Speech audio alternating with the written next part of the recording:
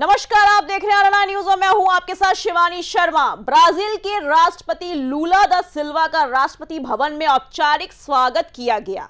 इस दौरान राष्ट्रपति द्रौपदी मुर्मू और प्रधानमंत्री नरेंद्र मोदी भी मौजूद रहे। दोनों लीडर्स के बीच दिल्ली के हैदराबाद हाउस में बैठक रखी गई है। देखिए ये रिपोर्ट।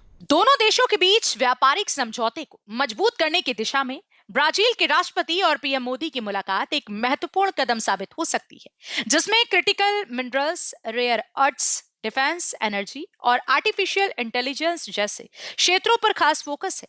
लूला प्रधानमंत्री मोदी के न्योते पर भारत आए हैं। वे 18 से 22 फरवरी तक भारत के राजकीय दौरे पर हैं। भारत ब्राजील संबंधों पर लूला ने कहा कि दोनों देशों के बीच व्यापार सिर्फ 15 अरब डॉलर है, जिसे 30 से 40 अरब तक बढ़ाना चाहिए। वे 260 ब्राजीलियाई व्यवसायियों के साथ आए हैं ताकि अंतरिक्ष, रक्षा, फार्मो जैसे क्षेत्रों में साझेदारी हो। दोनों देश ग्लोबल साउथ के सबसे बड़े लोकतंत्र हैं और उदाहरण पेश कर सकते हैं। आज प्रधानमंत्री नरेंद्र मोदी और ब्राजील के राष्ट्रपति लुइस इनासियो लूला डी सिल्वा के बीच होने वाली द्विपक्षीय मुलाकात में क्रिटिकल मिनरल्स और रेयर अर्थ्स पर एक महत्वपूर्ण समझौते पर हस्ताक्षर होने की संभावना है। यह समझौता दोनों देशों के बीच रणनीतिक साझेदारी का एक प्रमुख हिस्सा है, जो ग्लोबल सप्लाई चेन में चीन की निर्भरता कम करने, ग्रीन एनर्जी ट्रांजिशन को सपोर्ट करने और विकासशील देशों की आवाज को मजबूत करने पर केंद्रित है।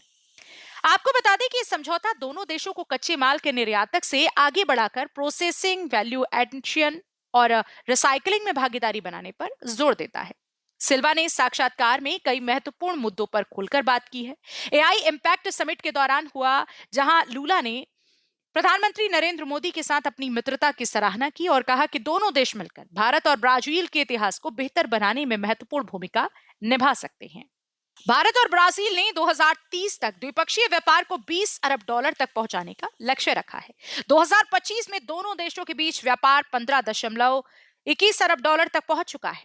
इसमें 25% से ज्यादा की बढ़ोतरी दर्ज हुई है। ब्राजील का बिजनेस डेलीगेशन ऊर्जा, कृषि, फार्मा, मैन्युफैक्चरिंग, आईटी और इंफ्रास्ट्रक्चर जैसे क्षेत्रों से जुड़ा है। उम्मीद है कि इस दौरे के दौरान कई निवेश प्रस्तावों और साझेदारी समझौतों पर मंजूरी मिलेगी। आरएनआई न्यूज के डेस्क से शिवानी शर्मा की रिपोर्ट।